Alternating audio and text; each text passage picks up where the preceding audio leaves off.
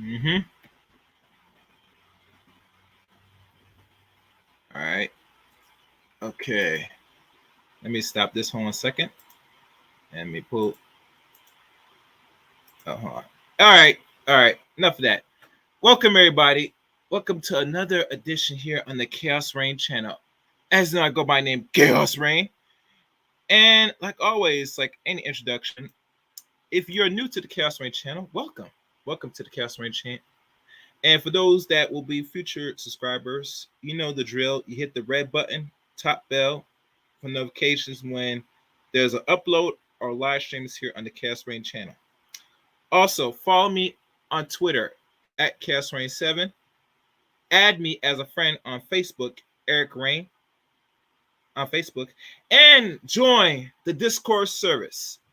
That is in the About section on the Chaos Rain YouTube channel. Try and grow it up to as it needs to be and be the one of many Chaos Reigns to have discussions on many things. Join Discord. So, I'm not going to hold much time. I'm going to bring my very lovely special guest on the topic at hand. The topic for today's stream, Chaos Reign presents Life of a Female Gamer. Yes, ladies play games too, ladies and gentlemen. So no further ado, I bring to you the one and only, the Queen G22. And 22, hey, you know what's funny? We in 2022. Imagine that. Welcome, Queen G22. First time here on the Chaos Rain channel. You can unmute yourself. I put you on mute. Sorry. Let me see. Let me set it on mute. Okay, now I did for you. Thank you. Yes, welcome. First time I have an interview with a gamer, and not just any gamer. I game sometimes. I don't do it much like I used to, but a woman that plays games. So, like anything, I had to find a woman like yourself to really have this conversation. But before we go into the discussion, have this dialogue, tell people the first time on the Chaos Rain YouTube channel a little bit about yourself. A little bit about myself. Let's see. I live in California. I'm West Coast, born and raised. I went to school in Maryland, and What's up? Yeah, Maryland. I was a Morgan State Bear, HBCU alumni, so I'm very proud of that. And I don't know, just recently, these past couple of years, I've starting to make a little name for myself in the gaming world and the Ninja Turtle toy community. But I do spend a lot of my time playing video games. In fact, I was playing video games all today. Today was one of my first days off, and after this, I think I'm gonna jump in the pool because it's like 100 degrees. I got my bathing suit on. That's why I'm a little underdressed. Now, gentlemen, as you know, you come to the stream. Please, no first traps. You know, what I'm saying I have many guests. So because she said that means it's an invitation. Shh. Oh, yeah. Anyway. What got how long you been gaming? I'm a little curious. Well, I mean, I started gaming back in the 80s. My first console was a Nintendo Entertainment System. Wait, before you continue, what generation? Are you a Gen Xer, millennial? Are you like me, 80s, 70s baby? Oh yeah, I'm 82. So like I just turned 80 last month. That's what's up. Oh, so then you know everything from the Nintendo well, I'm not sure when you first got a console, from Nintendo up to now, to present day, before the gaming crash of 1983. If you're not aware of it, this YouTube talk about that. Yeah. Oh yeah, actually, I collect retro consoles, so I'm very aware of the gaming crash in 1983. Actually, one of my favorite consoles is the ColecoVision. So, yeah, I do like to when I have some free time, I do like to educate myself on all of the consoles and the history behind gaming that's shaped us to where we are today. Okay. So your first console, like you said, was like you said before, was a Nintendo, right? Was a Nintendo, yeah. And so I would play that with my brother, my younger brother. He's about 5 years younger than I am. All the way up until I think I graduated from high school. That's when gaming kind of fell off because I was maturing and just started. My priorities were changing. I was an athlete.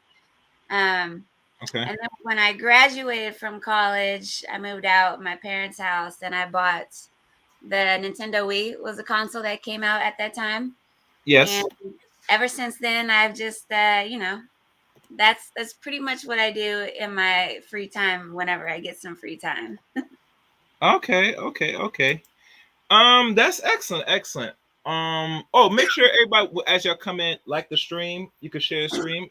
This is Sorry, we that was talking video my games. dog. Oh, you don't.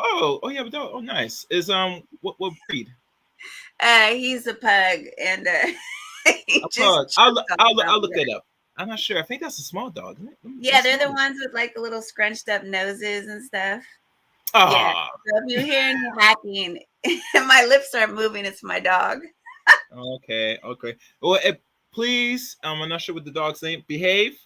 Mommy's busy right now. You know how the Yes. dogs are. They be. You know what I'm saying? They want attention. Yeah, Yeah. they do. Now he's chilling. He's just old. Yes. Oh, yes. That's cool. That's cool. That's cool. Um, have you once played the Atari? I never owned an Atari, but I remember back in my time. I think it was the '90s. My cousin owned one, and I played it. I didn't understand what it was, but they said it's one of the few versions of the beginning stage of video games. I'm not sure if you ever got your hand on one of Ataris. I have two Ataris. I have a 7800 and a 2800 Atari. So yeah, I'm very familiar with the history of the Ataris. There's still a couple of them that I'd like to collect, that I thought had an impact on the gaming world. Mm-hmm. But they you started with Pong, and then Coleco, and the other ones, they came out and kind of just made it better. And Atari is it's a huge part of our gaming history. Mm-hmm. Yeah, it's a very huge part. I remember the black engineer that started creating the first video game console back in the '70s. I think he died like a decade ago. When I did my own little digging up on it, my father actually introduced me to the person that actually created, and I think it was him. And I look into it and I say, imagine that. We very much talented people that we create a lot of things, and as when you don't really know until after they're gone that it starts to surface. And I think Sure. he should get more credit is because if we look at how we look at video games now in present day, that start from the simple 8 bits to now that it was how we our minds think to really create things to entertain ourselves through whatever means, like some form of innovation, Are and a you lot of people had talking the about issues with video games. Yeah, go ahead. are you said so you're talking about like a black man? Yeah, it was Batman. I forgot his name again. He's His the one name is that. Jerry Lawson. Yes, that's him. Correct. That's him. Yes, thank you. Yes. Yeah, in Yeah. fact, that console that he invented is called Channel F. Mm-hmm. And it was the first console to use ROMs. It was the first console to use a pause button. And yeah, actually, that particular console is interesting that it had such development and such shaping in our gaming history that he doesn't get enough credit for it. Um, his name is Jerry Lawson, and I believe it came out in 1976 or maybe 1978, somewhere around there. Mm-hmm. And I was at a market, Yeah. like well, not a market. It was like a little shopping market area at a Comic-Con, and there was a Channel F there for sale. It was brand new in the box, and I was able to get my hands on it. It wasn't cheap, but I felt that it was an important part of gaming history. I wanted to have it in my collection. So yeah, he definitely needs a lot more praise, and it's too bad that he doesn't get it. He's overshadowed by other consoles that came along after it. Yeah. I mean that's expected because what we don't know that we know now is that anything we create or innovate, we have to have more, somewhat a little bit more control in a way where we copyright in a way where we're still getting reaping rewards and benefits. But like our people then was not knowledgeable to like information out. Sure. So we know Yeah. ways to potentially protect ourselves. if we go Right. that route creation. Give me 1 second because I'm probably gonna I'm not gonna switch, but I'm just playing some precautions. All right, good. I'm good. Okay, so if I go in and out, it might be Yeah. internet distortion. Oh yeah. We'll I look was for it. like, I Okay, didn't what hear are anything you said. Teenage Mutant Ninja Turtles? I heard I've that. seen it constantly.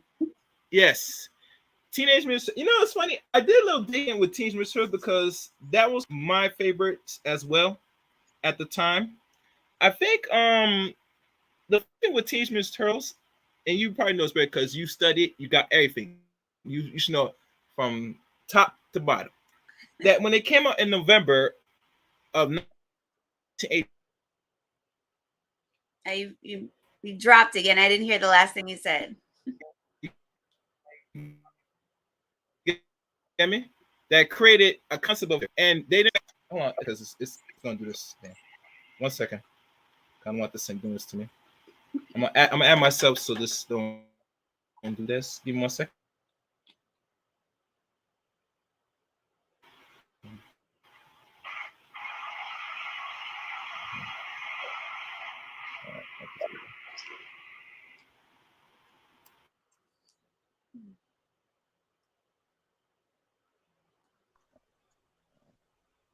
All right, you can hear me?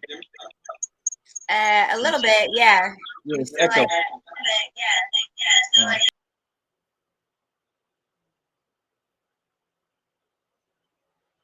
All right. Oh, hold on. I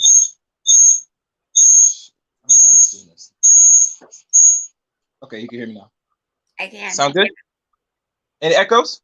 No echoes. All right, good. Yeah, I'm gonna do this for now, just for safety reasons. Yeah, I was doing a little digging on the Teenage Mutant Turtles. Like I said, developed back in November 19, I believe, in 1984, by two people. And it's interesting that these two people that created Teenage Mutant Turtles never imagined that it was gonna be a billion-dollar business. And I think over 20 years, because when I would look at almost 40 years into it, so they probably reached that back in the early to late 2000s. If you think about it, you know, They reached what? like they made it's like $1 billion with the toys and accessories. Teenage Mutant Turtles as a Oh, whole, yeah, it's a bit. absolutely. Um, yeah, well, the franchise, originally started as, the comics. Yeah. Um, Kevin Eastman and Peter Laird, they're the two artists that were playing around, and it was a joke, and it just turned into something so much more. And then, yeah, they got, um, the sponsors or, whatever with Playmate Toys, which blew them up even more. So, yeah, Mm-hmm. it's interesting that the Ninja Turtles, how they came to be, but I mean, it's still a huge franchise today. It's really amazing, and I'm a huge fan of the Ninja Turtles, like huge. Mm-hmm. From your perspective, before I go more about the history of it, is do you feel any disappointment from its progression after the end of the 20th century in regards to like the gaming or any form of aspects of Teenage Mutant Turtles? Um, no, I don't. I don't. I don't have any disappointment. You Mm. know the way that, I guess you want to say, the direction that they're going in is they're trying to accommodate all generations right now.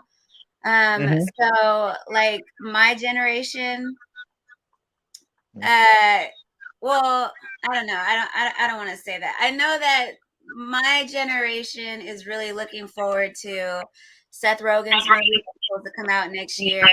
Um, we weren't really a big fan of the Michael Bay movies that came out.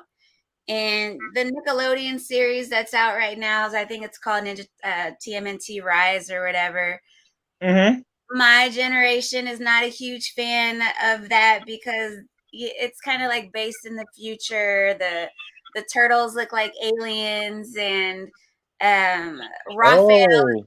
so they look a little different. But The comics, on the other hand, is kind of really geared towards the older generation. The humor is a little bit darker. It's more targeted at an adult audience. So um, I can't really say that I'm disappointed. I'm interested, see how they go. I'm not a fan of the newer cartoons, but I'm a fan of the newer comics and stuff. So it's it's kind of all over the board. I think they're just trying to take care of all their audiences that they can. Well, the problem with keeping up over the times, I can't recall any comic book, TV show, and gaming that has done it very well and kept it up to the point where they keep it up and still relevant, like series relevant, once it start initiate over 20 years. Because as you know, when we grew up and watched and read the comics, is different from someone that was born in like 2000. You get me? That when they hear Teenage Mutant Turtles, unless their parents are the same. Sure, yeah. Yeah. Because when you look at Teenage Mutant Turtles, say, well, why do I want to watch this? I rather watch anime, like the Japanese anime and stuff. Yeah. And if for God's sake, it's not just for turtles. It's a personality. It's everything from Michelangelo, Donatello, Raphael, Leonardo, the Four Musketeers. Each turtle has different personality of themselves True. that they all combine to make a whole. That's what makes them so special. You know.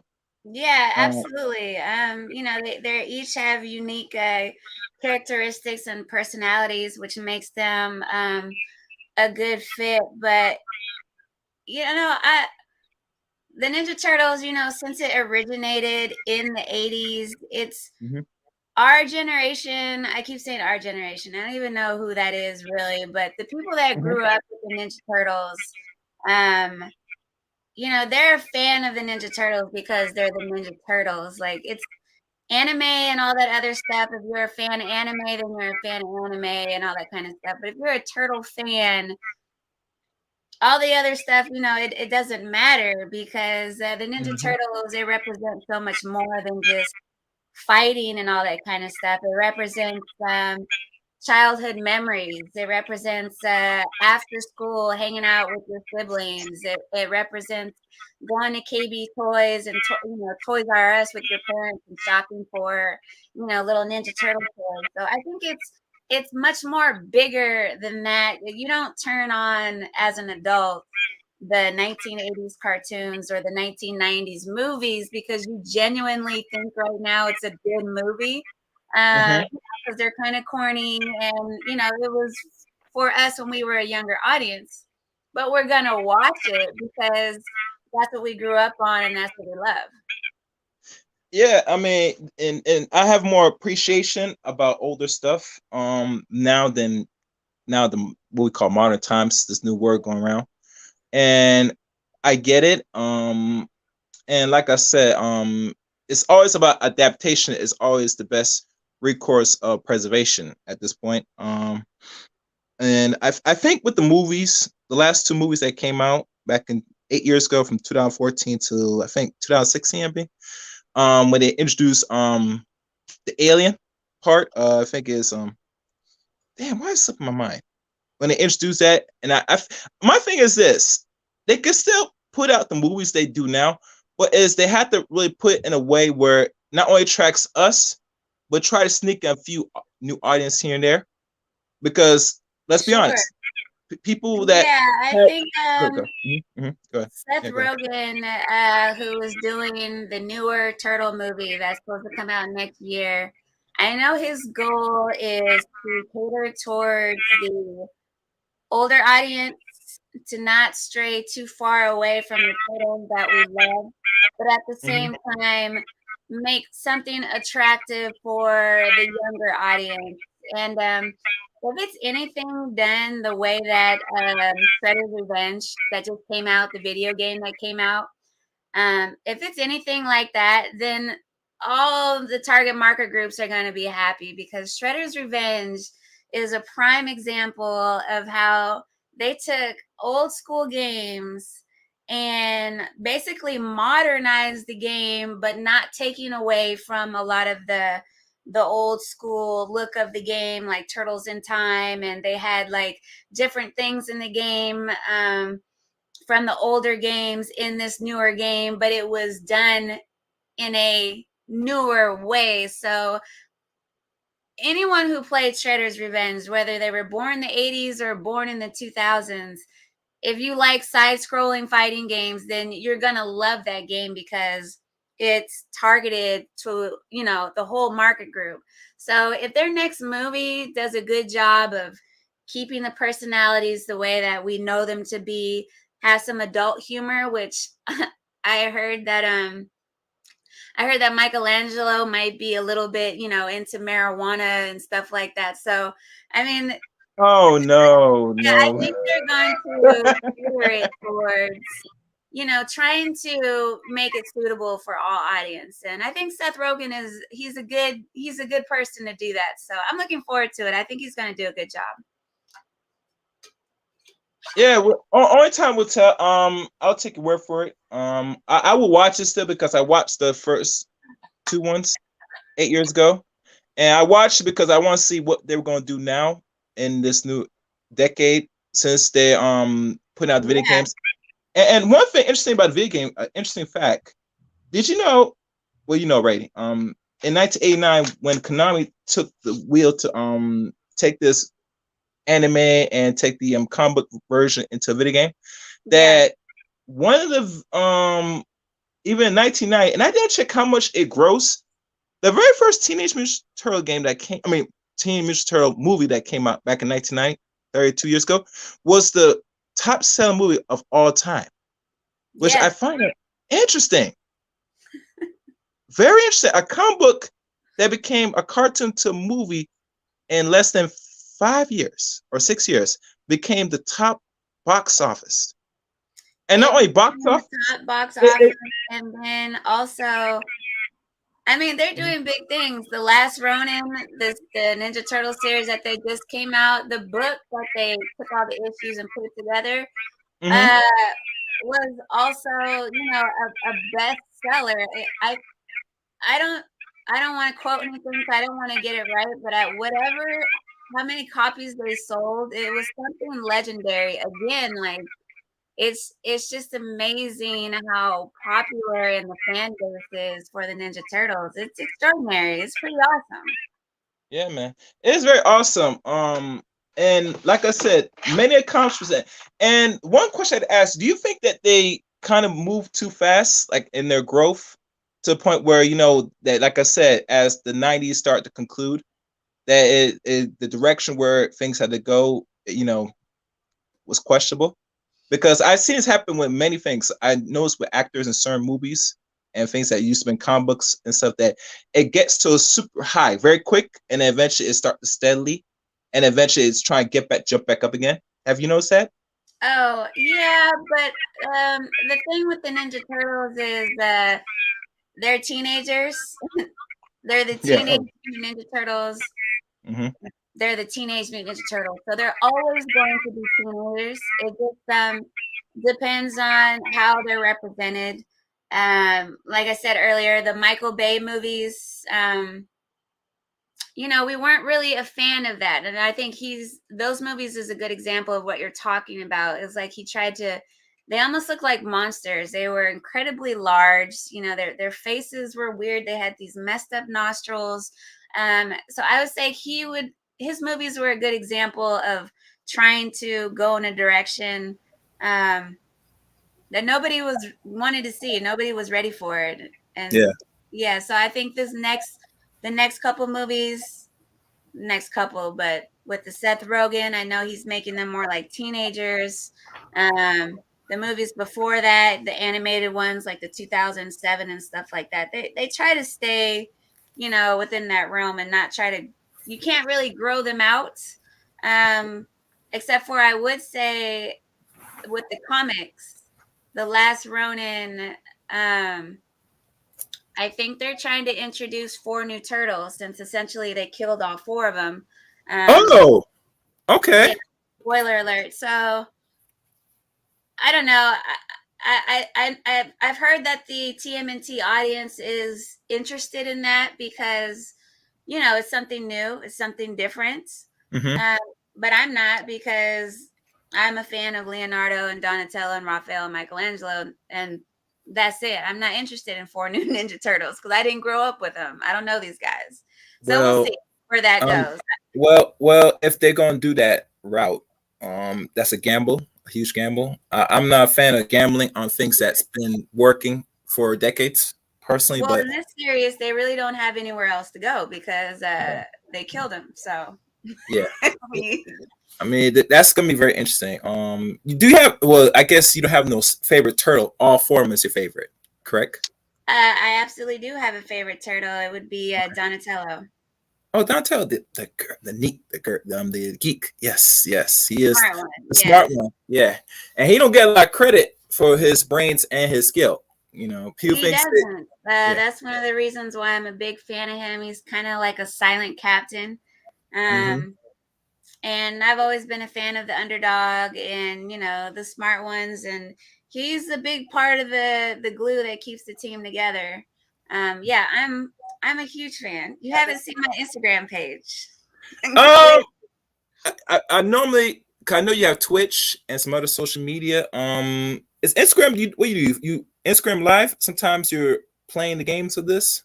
Oh no, I only stream on Twitch, but yeah, Donatello sits on my lap every time I stream.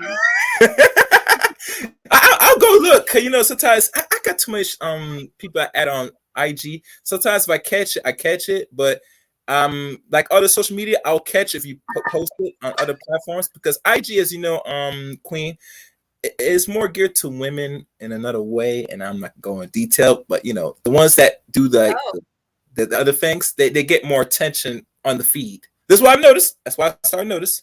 oh, And okay. yeah, Yeah, but I can, if you put it like constructive, it might get caught in the feed. But most likely, when I turn on my IG, it's mostly other women I see. The ones with sitting on the sink and all that. are you following them? Is that Um, why they're on your feed? I mean, I follow a lot of people. I follow some health. I follow the IG so-called models. I follow everything. I'm not really one-sided, you know. But I the will most. say it does seem right now that Instagram is really pushing ads is really heavy right now. It's a lot more advertisement, but same with TikTok. Mhm. Yeah, Instagram. So, like I said earlier, I'm 40, and Mhm. I started with a Facebook page, and Okay. my friends were like, "Hey, you need to get on Instagram," and I was like, "Why? When I can see all of my friends on Facebook, why do I need to see them twice?" And they're like, "No, you can see other stuff." So I go on Instagram. All I'm seeing is my friends' stuff, the same stuff that I saw on Facebook, and then somehow someone else came across my page, and it was someone posting their Ninja Turtle stuff. Excuse me. And I thought that was really, really cool. I was like, wow, people are like posting Ninja Turtle stuff. I was like, I have Ninja Turtle stuff. Let me post my stuff. So I posted my stuff on Instagram, Mhm. and it was like, boom. I got a huge warm welcome from the Ninja Turtle community. Excuse me. Um, Yeah, so my Excellent. social media presence really grew on Instagram with the Ninja Turtle community. So I mostly post just there because that's most of my following is Ninja Turtle, fans. And I try to dabble in TikTok, and I Mhm. try to say hello in Twitter. Like, it's social media. This it's a lot of stuff. It's a little bit too much, but It's a lot of work. yeah, It's it is. It's too much it's work. time consuming. But yeah, I owe a lot to Instagram because I never would have been where I'm at right now if I Mhm. hadn't have saw whoever it was post their Ninja Turtle stuff, and then I posted mine, and then it was just like boom. I mean, here I am on your on your podcast. Well, I came across you. Is it Instagram or was it You Facebook? came across me probably with Twitch or, you know, whatever, gaming, that type of stuff. But I Yes. didn't get Yeah, I into think it was Twitch. It Twitch. might be Twitch. Yeah, Yes. Twitch. I didn't get into Twitch. I got into Twitch because somebody on Instagram was like, "Hey, you should get on Twitch and, you know, stream some of the games that you play." So everything that I do now, Twitter, TikTok, Mhm. Patreon, all that kind of stuff, it's all derived from Instagram. It's crazy. It really Okay. is. I would have never Okay. thought that I would, you know, Okay. Mhm. I just never Well, would have thought I would be here, I guess. well, how I look at IG is designed for more, and Snoop Dogg was the first person that entertained the app back in 2012 because there was something on IG, and he talked about a little quick rundown memory lane that he was the first person that posted on IG. So it was a celebrity first that started, and then eventually we, as the third party, come in after. And most women have more success because it's simple. You post a picture, you put something in the comment, and keep it simple. You know, and I think a lot of women, if they know how to use it properly, can grow a very large following. And they can go any way with it, anywhere with it. You know, if you look good, you're playing games or just anything, you will get a following. And depending on what you're good at, the people that will gear towards you, they will fucking find you. Especially the video game community and the Teenage Mutant Ninja Turtle community, which I think is a pretty strong community. If I last time I check, because there are many communities that's created out here that I would be surprised to imagine. Mm-hmm. Yeah, I would add a little bit more to that. I might be a little biased as Okay.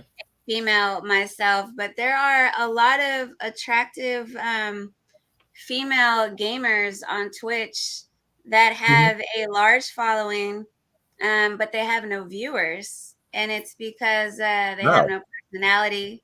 They don't know how to talk to people. So yeah, following, it can definitely, you know, get your foot in the door, but you're right. There's definitely more to it. I don't know if you've ever been on an Instagram page and Mm-hmm. a chick might have had like 100,000 followers, but on every single post, she only has like 20 likes or something like that. I mean, Yeah. Oh yeah, I know. Yeah, yeah. You could yeah, flop.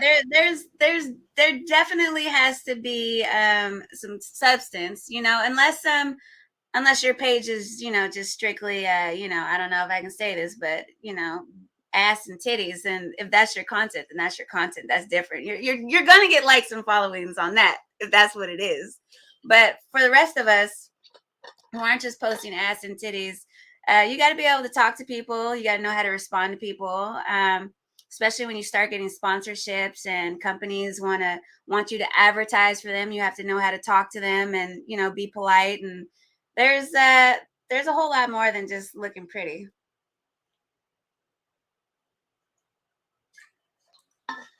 Ooh, did I shut it down with that comment?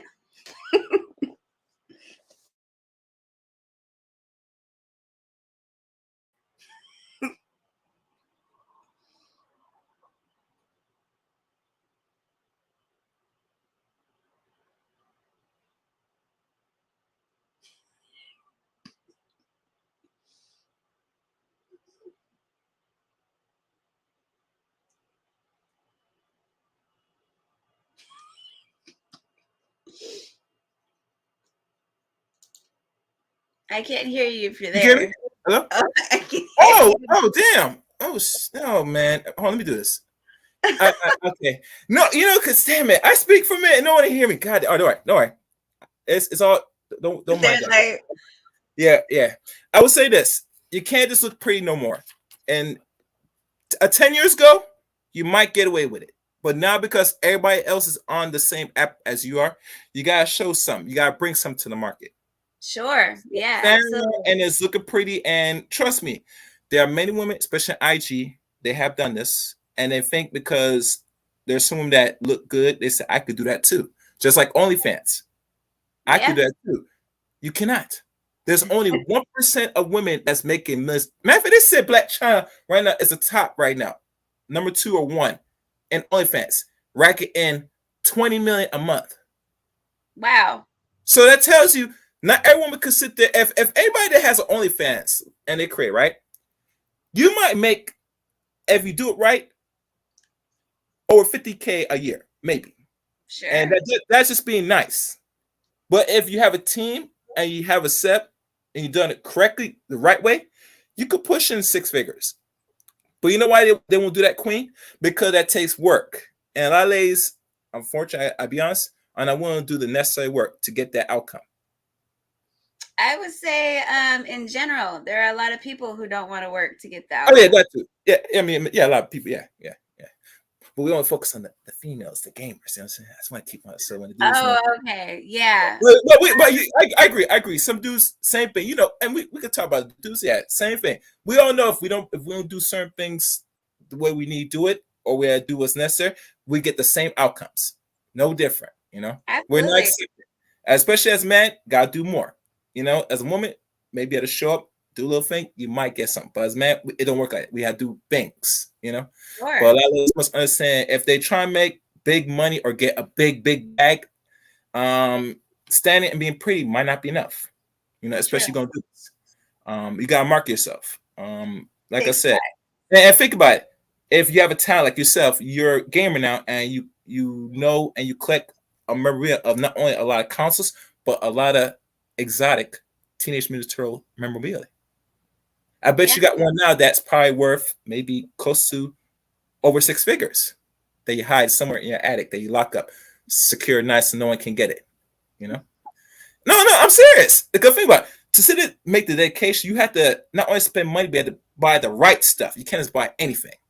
Comes clicking it. Sure. Yeah, because when people try to, say like, oh, you're a collector, and it's difficult for me to say that I'm a Ninja Turtle collector per se, because there are real Ninja Turtle collectors that will collect everything and anything. They have rooms full of, Ninja Turtle stuff, whereas my collection is very specific. It's mostly Donatello. And it doesn't have to be anything Donatello. I like statues, and I'll purchase either older Donatello figures that I didn't have as a child because I kept a lot of them, and I'll purchase some of the newer Donatello stuff that's coming out. But there's so much stuff coming out, and people will ask me, "Oh, well, did you get this from NECA? Did you get this from Super 7?" And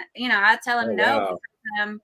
Because, they're just remakes of the original figures that I already have, so I don't feel like I need to have it twice. Plus, there's no sentimental value in the newer stuff, whereas there is in the older stuff that I actually played with as a child, stuff like that.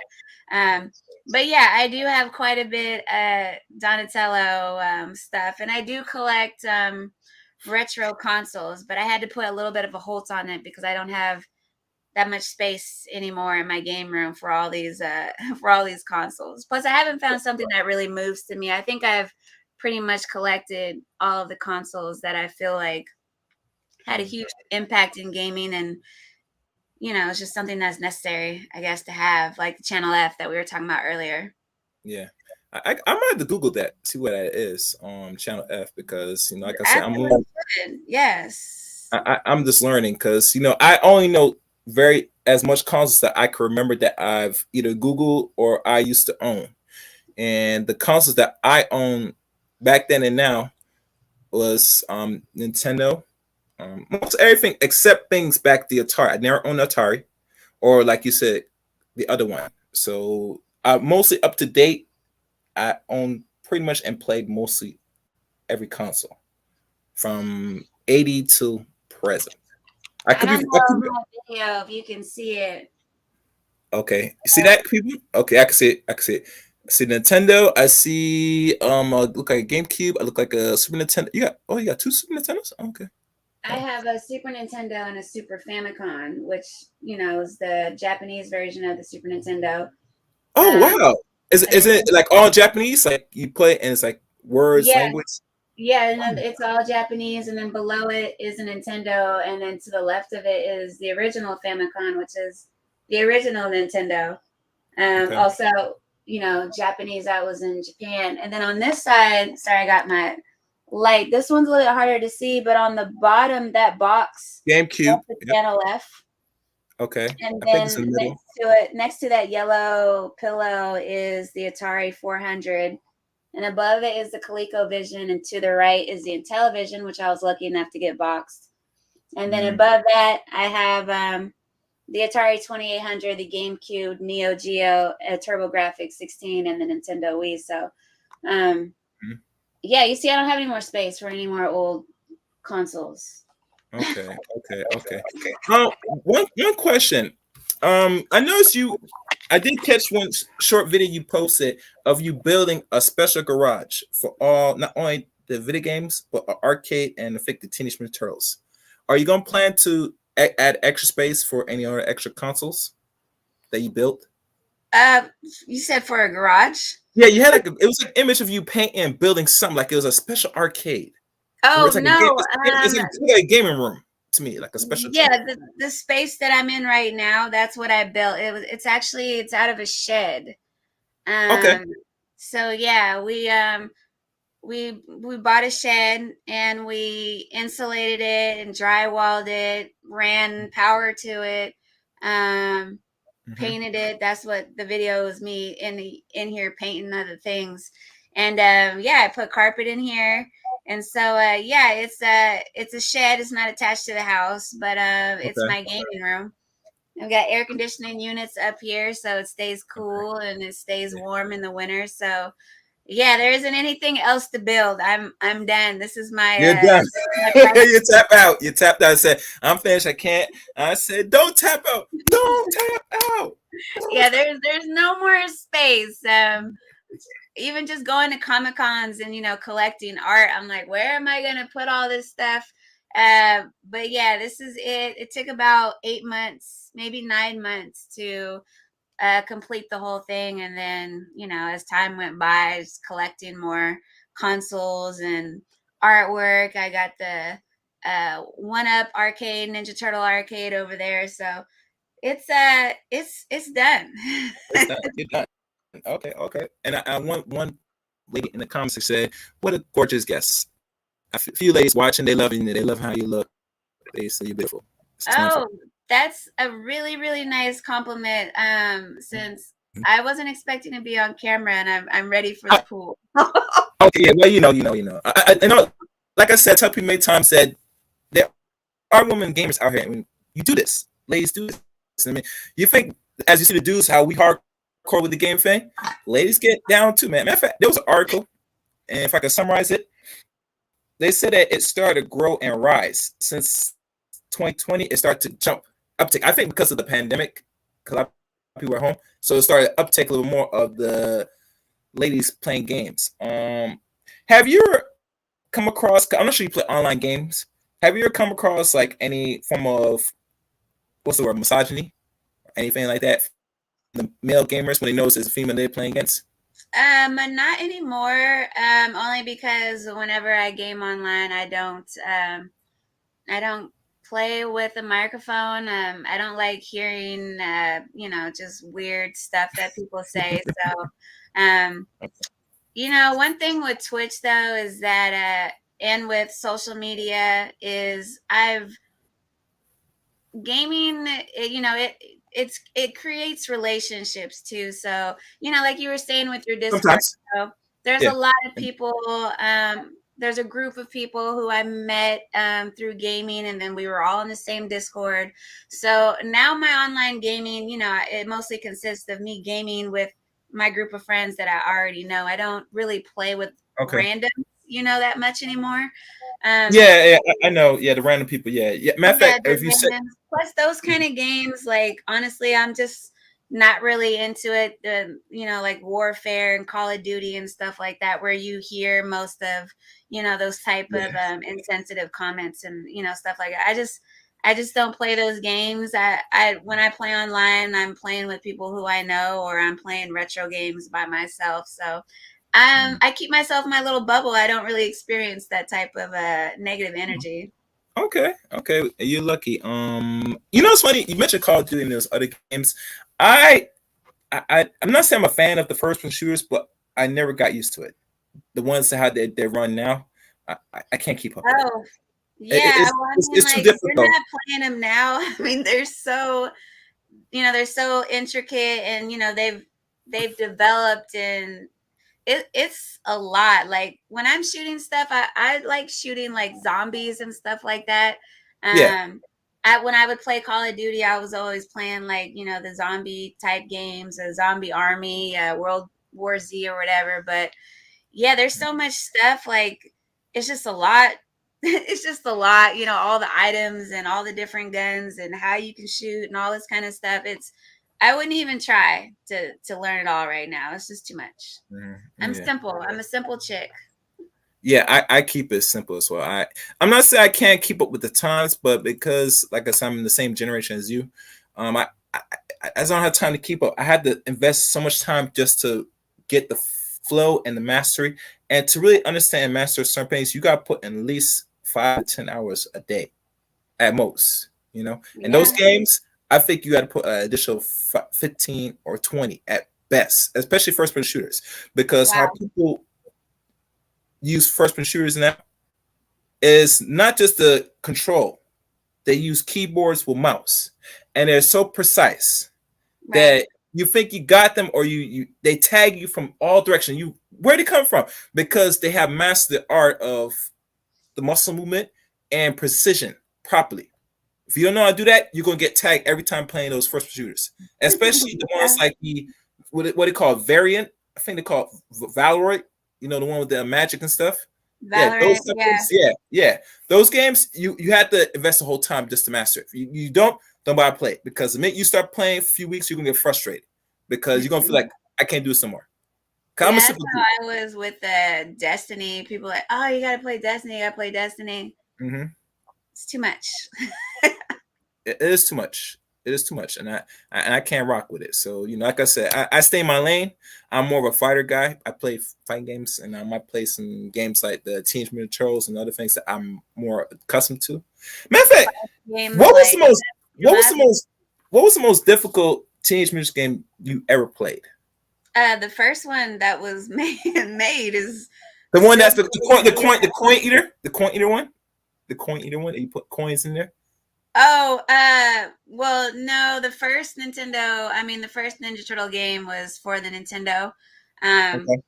The next one, Ninja Turtles 2, was the arcade game. Yeah, but that game wasn't like hella hard. It was just, yeah, it took a lot of quarters, but that was the type of game you played with the homies. You played with your siblings at a pizza place. Like, that was a really, really, really fun game. It still is a really fun game. It still goes today. But the first Ninja Turtle game that they made goes down in history up there with Battletoads and a whole bunch of other games. Just a very, very, very difficult game. Yeah. Yeah.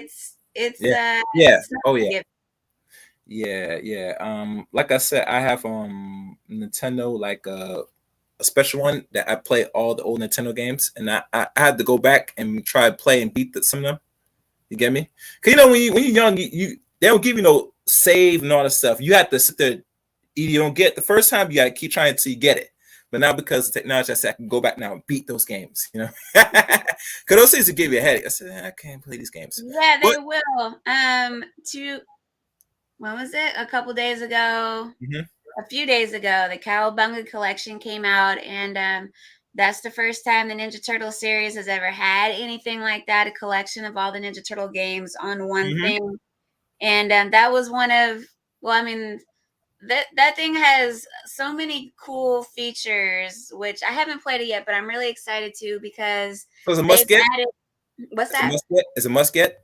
That one game that has all of them, even the It has Nintendo all game. of them, but they've also added features like if you get stuck on a level, the You can computer cheat. will beat it for you and show you how to get through the level. Like you were talking about the saves that we never had, like the first Yeah. game.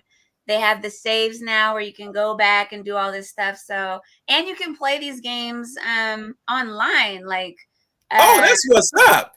yeah, not all of them you can play online, but quite a few of them you can play online. So, I mean, these were games that you can only play 2-player or 4-player, two-player, if somebody was here, it was local, but to be able to play some of these games online with your friends is a really, really cool addition. So, yeah, the Cowabunga collection, we were way overdue for that, and I'm so glad they came out with it. I just need to find some time so I can play it. Yeah, I'm definitely going to look into it now. And I think it's for the new consoles. I have one person raise their hand, have a question. Let me take one call. You ready? Sure.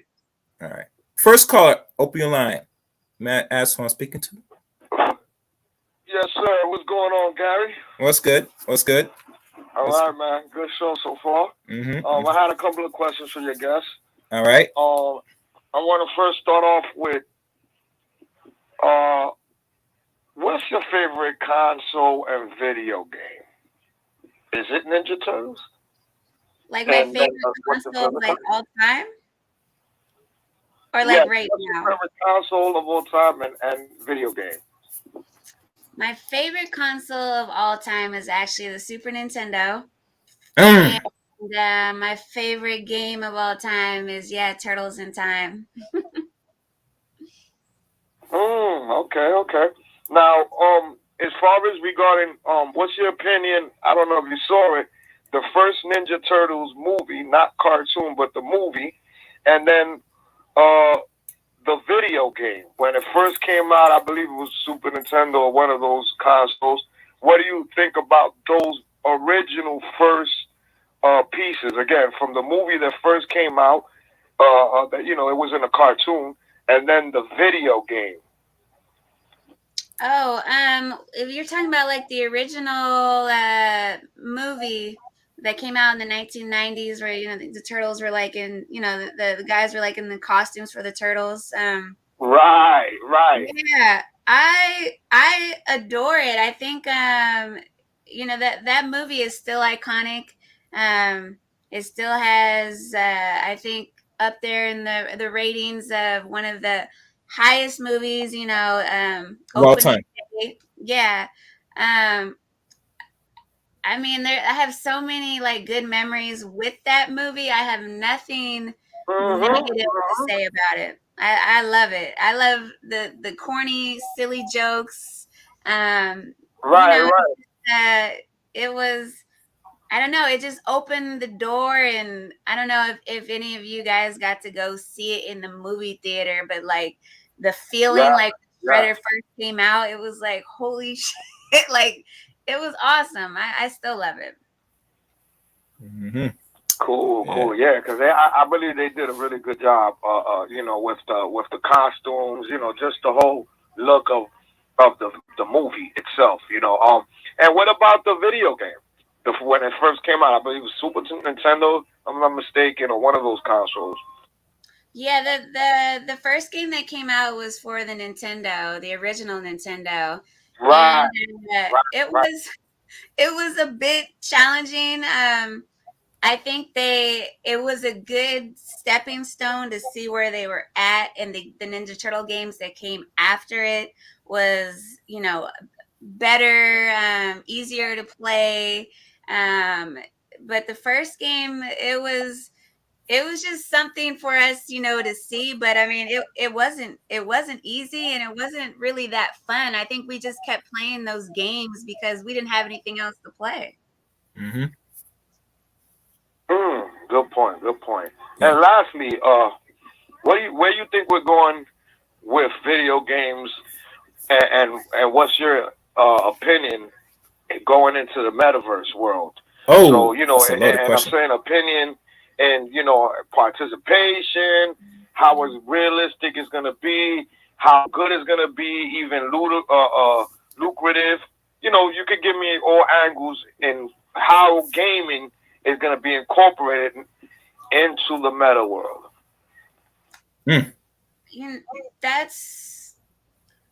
That is a difficult question for someone like myself, who I feel is kind of like stuck in the retro gaming world and the games that I like to play and how I like to play them. As far as the direction and where gaming is going, I think it's only going to continue to get better. It's continuing to get weirder with as realistic as these games are getting, but definitely incredibly lucrative because I mean the gaming industry is just so huge. That it's not going to be like, you know, before where there could be like a gaming crash. It's impossible the way that these companies like Nintendo and PlayStation and Xbox, although they're separate entities in how they're doing stuff, but yet they're still together, right? Like before you played a game on Super Nintendo or you played a game on Sega, where now you can play the same game on Xbox and you can also play it on PlayStation, you can also play it on Nintendo. So the money isn't really going anywhere because you cater to, you know, all the groups, just depending on which platform that they play it on. But I mean, I'm excited for it, but I mean, I just really enjoy playing the simple games where I was running around jumping on Goombas and stuff like that. Mm-hmm. And swinging around like a billy club too, swinging like billy club. Yeah, that's a good one. And lastly, do you own one of them gaming chairs? I do not own a gaming chair, and it's because I'm not a PC gamer. I'm a console gamer, and I play on actual TVs. I'm sitting in a lounge chair where I can kick my feet back and play these games. So if I had space for, you know, a PC, but I don't know. Like I said, I'm stuck. So I'm a console gamer and I'm chilling. I don't have room for a PC gaming chair. Mm-hmm. Excellent. All right. Thank you. Well, respect to what you do. Thank you. You know, I mean, I like that, you know, how you hitting on the different aspects and you know, encouraging, you know, other young ladies to also get involved. And I see already how females are really coming up in the gaming, you know, industry and just in general, participation from competitions and, you know, just from the micro to the big level, from the professional to just kicking back as a hobby and doing it for the love of it. So respect to what you're doing, and thank you, Gary. Always bringing different aspects, different subject matters, and keeping the lights on. TRS, brother. Thank you. Yeah, you're welcome. You're welcome. You know, so I try. You know how I do it, Jay. I try. You know, I like that call. Very good questions. You know, he did mention questions. Yeah, he asked real tough questions. You know, one question I never brought up. Have you dabbled with VR, like the metaverse, like Oculus type? Yeah, I own the Oculus 2 or something like that. Mm-hmm. And you know, when I put it on and when I play it, dude, I love it. Right? I think it's really cool. But I still end up finding myself in here. So I don't really know why that is. I don't know why I spent, you know, $700 on this thing, but like I said, whenever I play it, whenever I put on the VR, I mean, it's pretty amazing, and I can see why, you know, they're trying to make gaming more real and all this kind of stuff. But I don't know. At the end of the day, I think it just depends on what type of gamer you are, and that's where you're gonna be. Well, my views on virtual reality, since it was presented a little bit more, and it was really, if people look at the research, and trust me, you're advocate research because you're very knowledgeable on a lot of things, especially the consoles. The first few sessions of virtual reality, from what we know in our hand, was back in, I think, early 90s. I forgot what system it was, part of some system that's like a ring or something. I forgot what it was, but it was one of the first experiments of virtual reality at the time. And we look at over close to 30 years later, back in the last decade, that they start to introduce like VR type things, like on PlayStation 4, I believe, and eventually Facebook bought a company that was developing it, like the Oculus, years ago. So I know the direction of gaming that's going to be more realer. It was only a matter of time, and you could tell Queen how this is because the movies depict what we're going to see in the near future.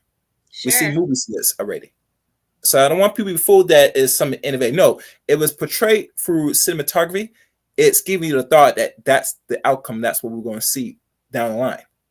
Because a lot of things have been developed through military that we mess around secondhand. So they already dealing with simulation. We just now catch it onto simulation. It's not a hobby or a fan yet because, like I said, it's still going through its infant stage, like video games used to go through back in the 70s to now. You know, it's going to take people adjustment to understand. And remember, there are going to be some side effects because once you try new things, especially doing virtual reality and seeing things through a different architect, can bother you a little bit because your body is not adapted to that. Your brain and your eyes are different when you put on things for lengthy hours playing games, simulation. So they're already doing studies on seeing the effects of it. I know, because the babies that's now adults coming up, they're going to be non-affected to it because they're more geared to this era than when we were. You know what I'm saying? Right. That's it. Depending, because I think you're on West Coast right now, right? Yes. Yeah. If you remember when you go to school, when I go to school, or back in high school, I remember getting introduced to computers a little more until like I was in high school. Last time I could check, and it was different from us because we are a generation that we didn't get to it's like late 90s. Like how people that's coming out, they got it right away in the next decade. You get me? So it's a progression of everything in stages. So like I said, the virtual reality is going to be more geared to the young people, and they're going to get more adjusted much faster than us. Because we're more old school, I still play my old consoles. I have a few that still existing. Some I sold, some I kept, and we got back like the Xbox. I know you got an Xbox back there floating around, that first Xbox. Do you? Yeah. Yeah, I had to went and go get back another one of them, and I forgot how much I missed it. So it's a good collection, but like I said, a lot of people not gonna be going back and play these retro games. So like anything with time, as time progressed, they had to introduce and draw to new crowd for innovation. So like I said, I do project once the movie comes out, I won't be surprised to make a VR game off it. Sure. And they're going there's a whole bunch of movies that with VRs, but yeah, it's going to cater more towards the audience that's more receptive of it. Like if you're a retro gamer, then you're not going to be receptive if that's what you want to do in your normal time. But definitely I could see the younger people, kids, generations coming up, and they're gonna have more virtual reality type stuff pushed at them. Yeah, they're gonna cater more towards more virtual reality, but that's not everybody's world though. Mm-hmm.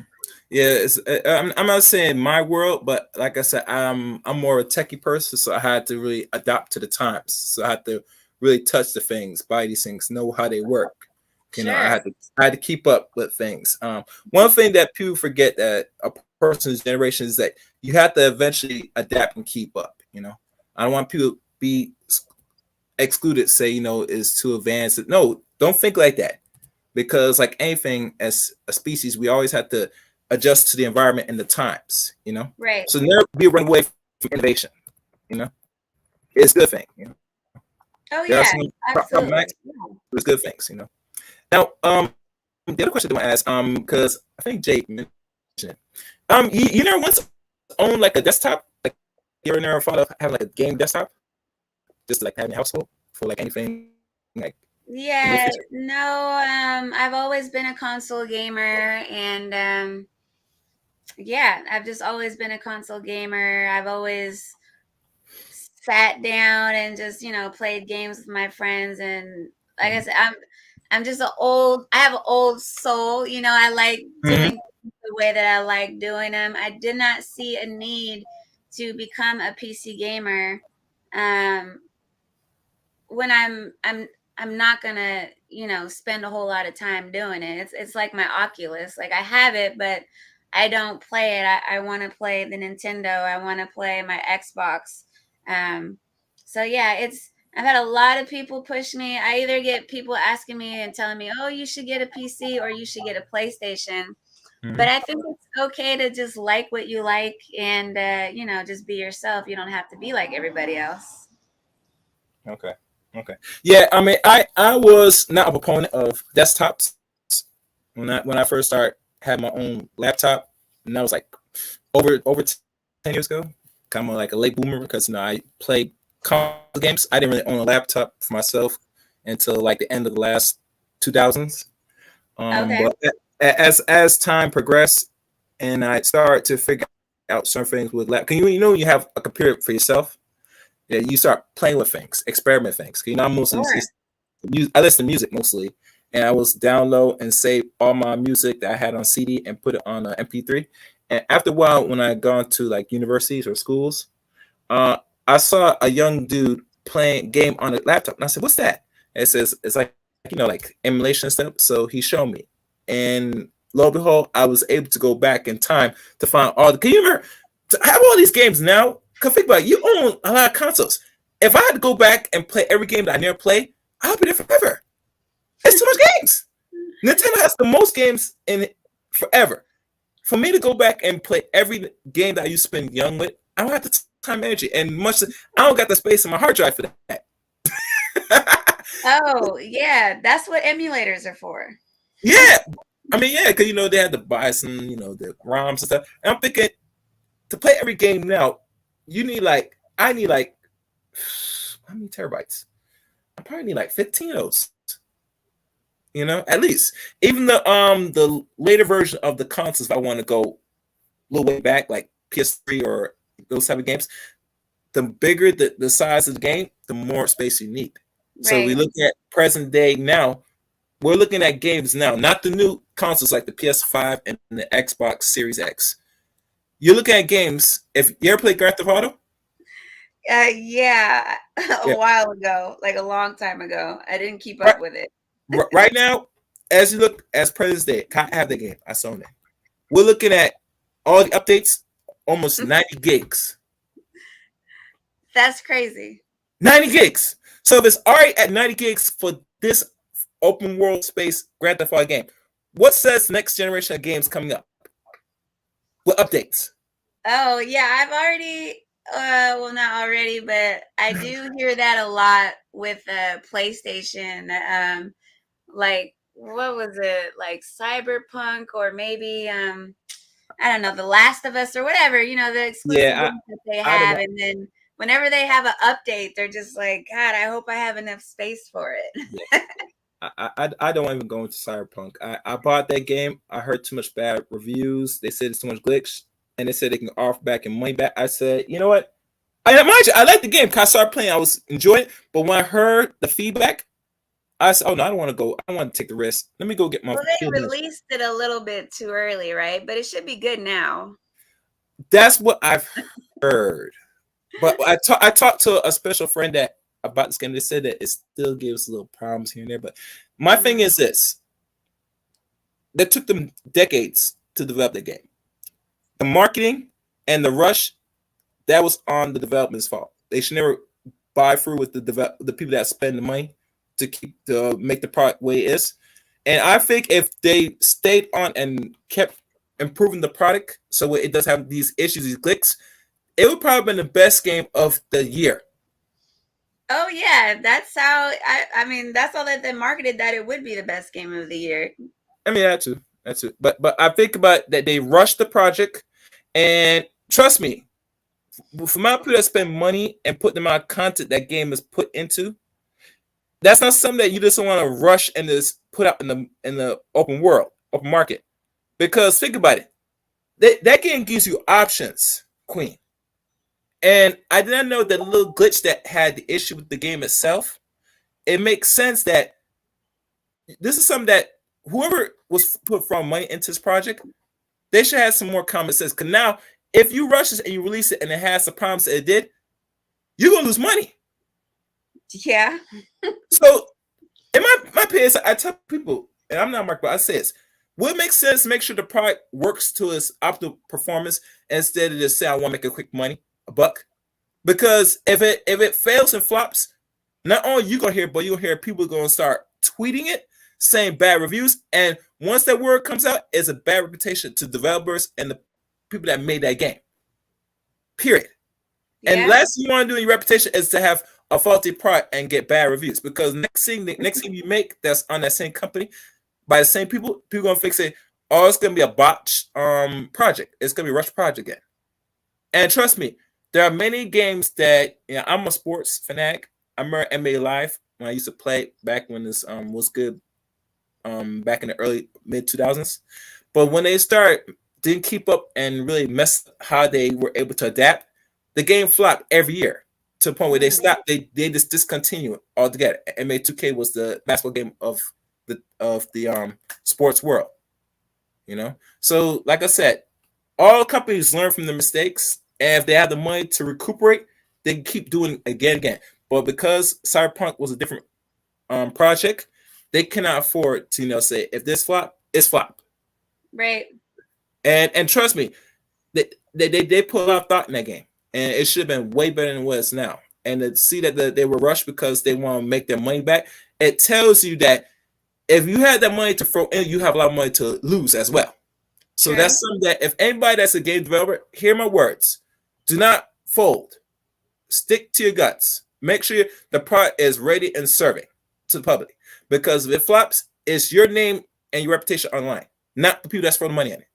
They could take the money and go somewhere else. That's gonna be a write-off. So Yeah. that's all right. What other questions I want to wait? Let me see if anybody else have raised their hand.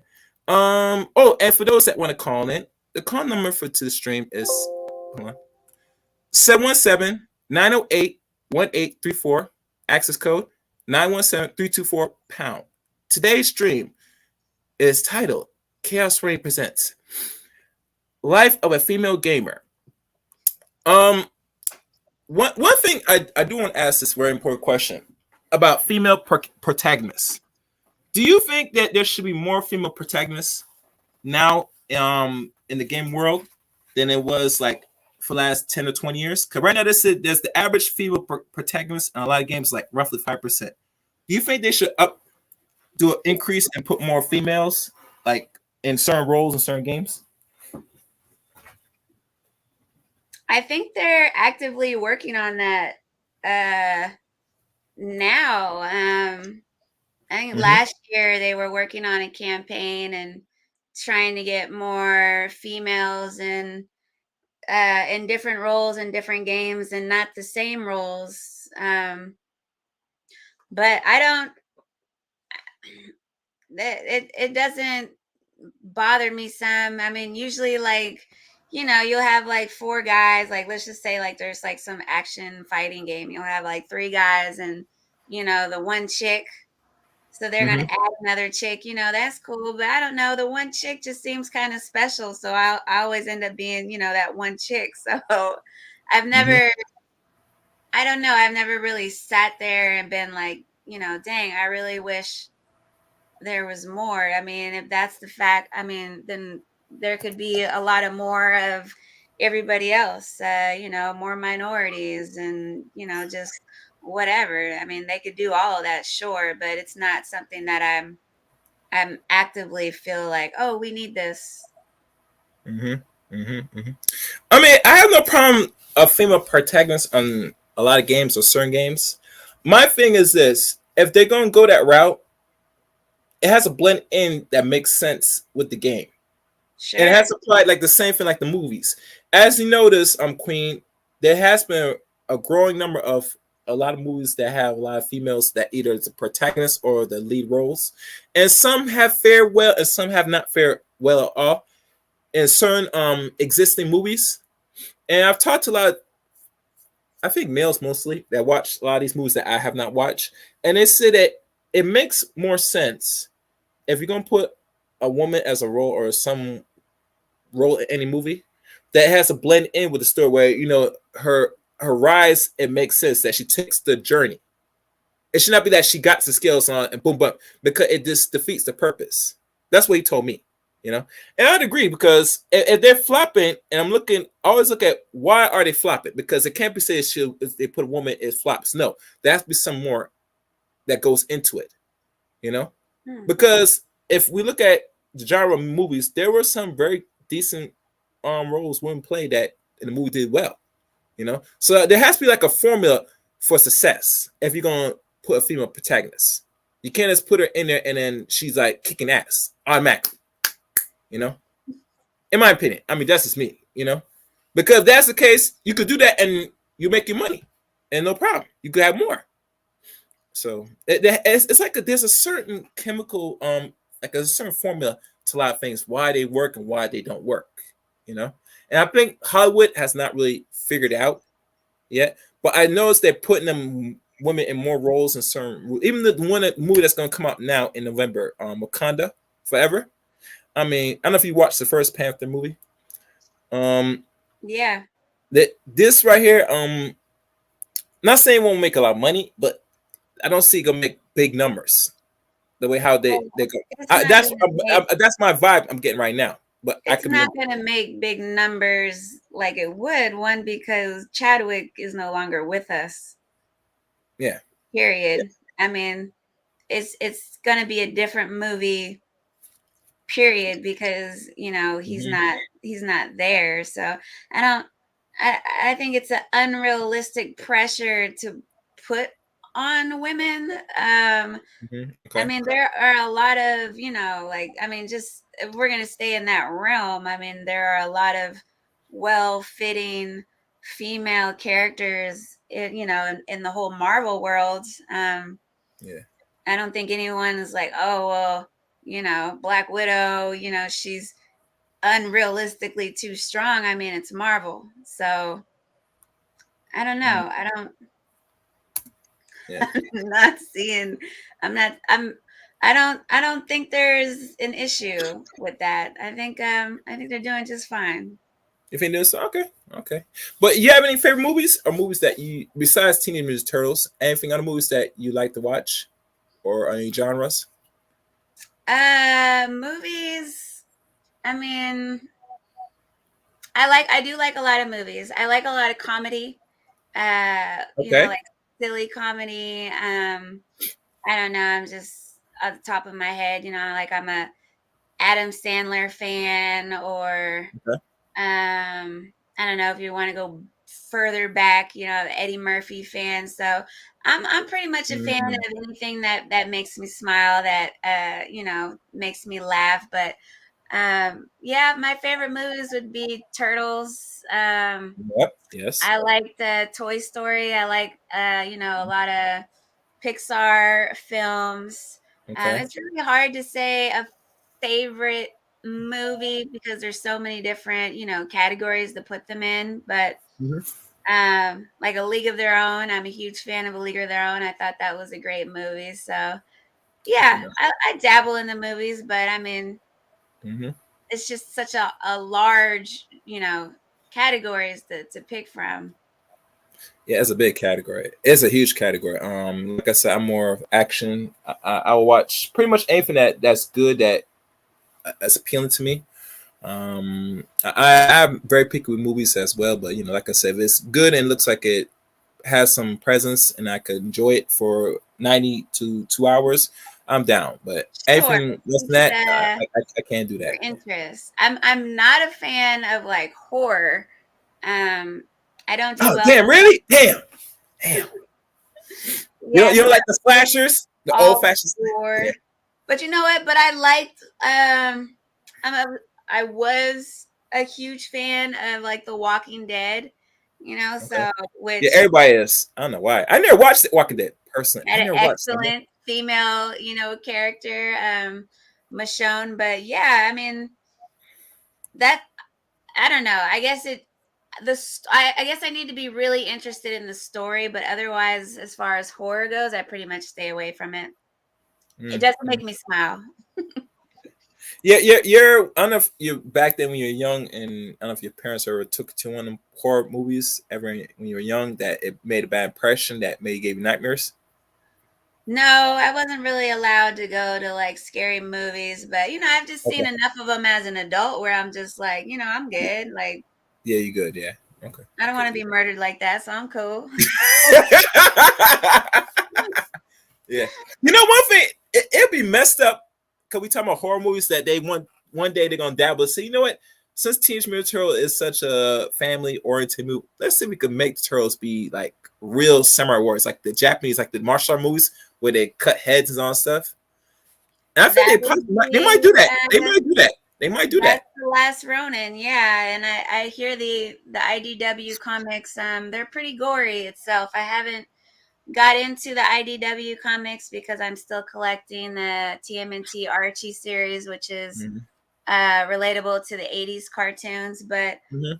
yeah, they get pretty gory and it pretty dark, I guess. Yeah, it does. Will Yeah. they ever Well, come out with a movie on that side? I don't know. yeah. I mean, because how I look at it, because they are martial artists and they're ninjas. We all know the history of ninjas. They're not nice type of people. You know, they're very much secret the shadows. You know, they're very slick. You know, they're very cunning. It's like, you know, how a ninja fights a samurai. And there's usually show clips of how samurais deal with ninjas in a Yeah. way.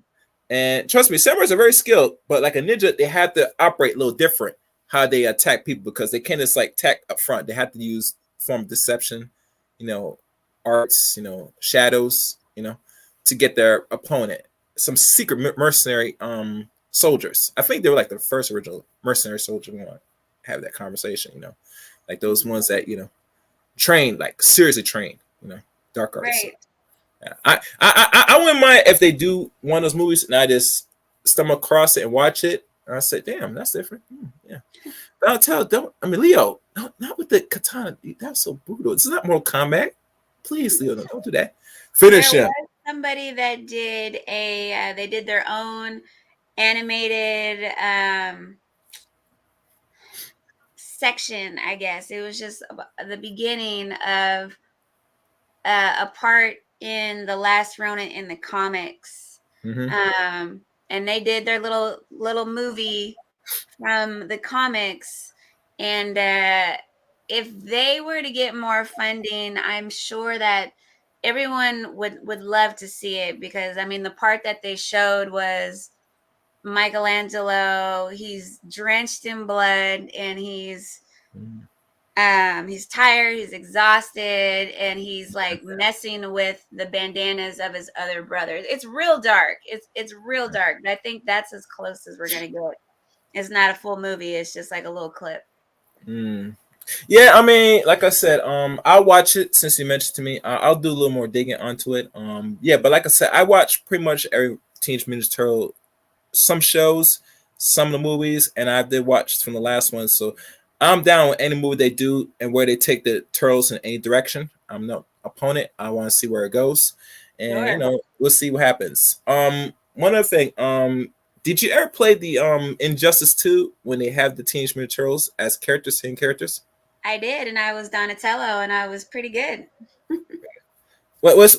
Are you like please? Do you think with Warner Brothers, Mortal Kombat, Ed Boon, that he should look into making a solo fighting Teenage Mutant Turtle game since the mechanics of Mortal Kombat, and should look into make those characters and have their own like actual game, fighting game? Yeah, I don't see why not. I think we would still pay for it. We would still love to see it. Yeah, that would be dope. The closest thing that we had to that was Tournament Fighters for Super Nintendo and Sega, I believe, Yeah. and we haven't had anything since then.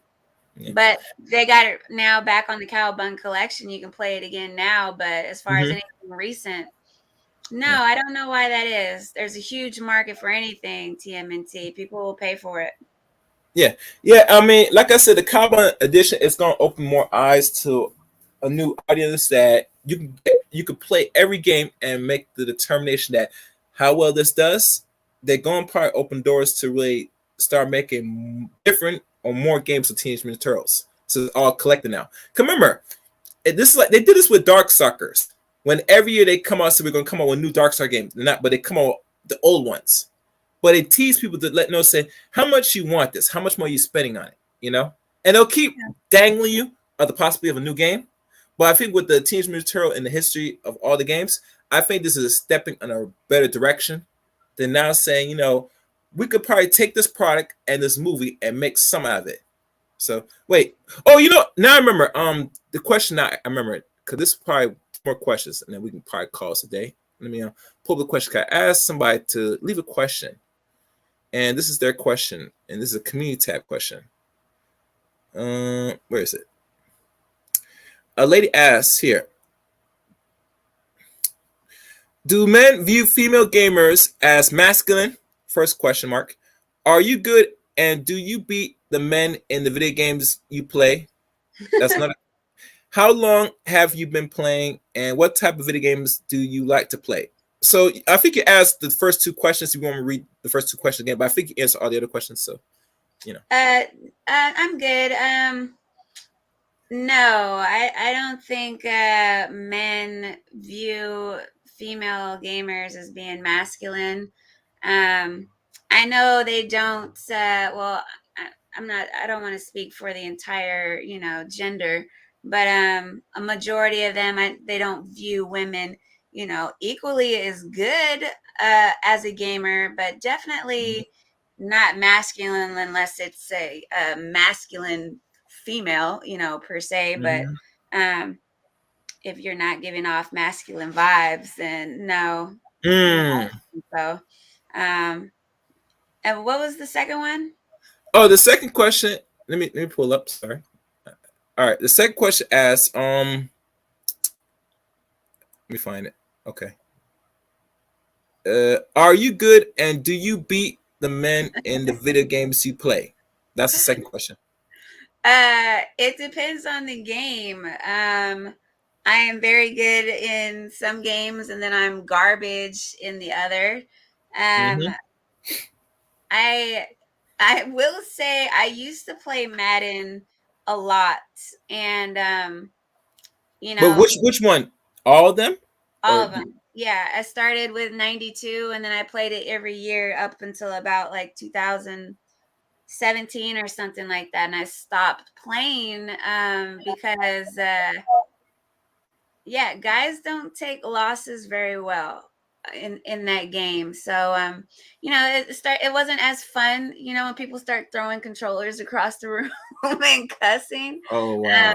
But that was a game that I was really good at. Now on the other side, I'm terrible at NBA Live or NBA 2K. I'm garbage at that game, which I don't know why, because I'm actually a good basketball player in real life. Shooters. I'm not very good at shooter games. I'm not racing games. I'm decent, at racing games, but it just depends on how much time I put into it. So, I think everyone, you have your strengths and whatever. Fighting games like Mortal Kombat, Street Fighter. I would say I'm above average. I'm not excellent. But I will give out some ass whippings, here and there, and I'll talk a lot of mess. I do thoroughly enjoy beating people in Mortal Kombat. I wonder if they'll ever come out with another Mortal Kombat game. That'll be fine. But yeah, I do my share of damage. Interesting. All right. New person. What's your name, sir? Company Keep. Who's this? Hello? Hi. Hello? Yes, do you have a question? Wait. Yeah. Yes, hello? You have a question? Go ahead. Okay. I was just tuning in, so what's the subject? This is about female gamers. All right. Yeah, I am the female gamer.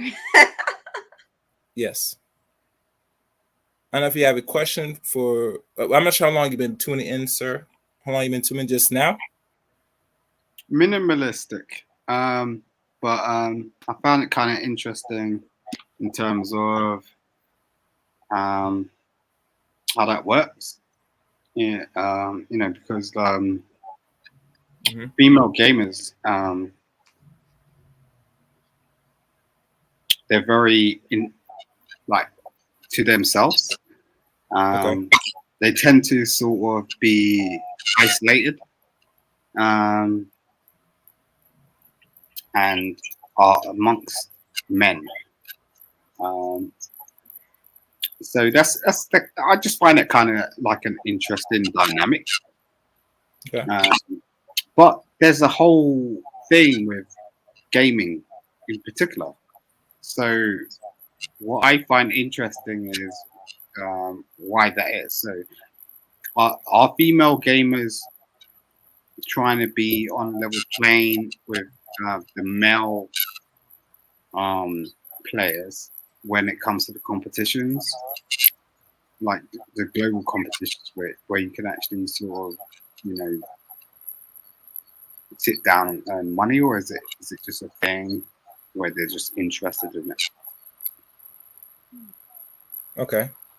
I think that's a question. Go ahead. Yeah, I don't know. That's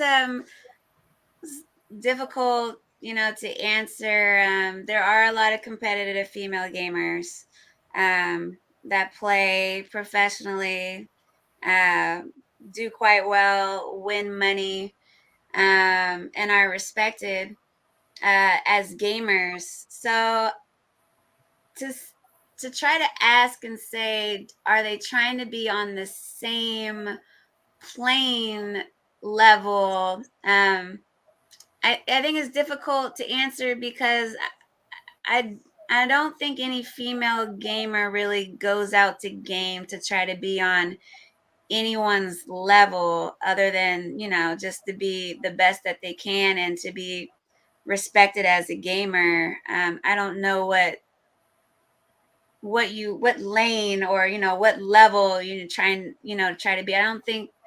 I don't think women want to be on the same level as men. They just want to be respected as gamers or as people. Mm-hmm.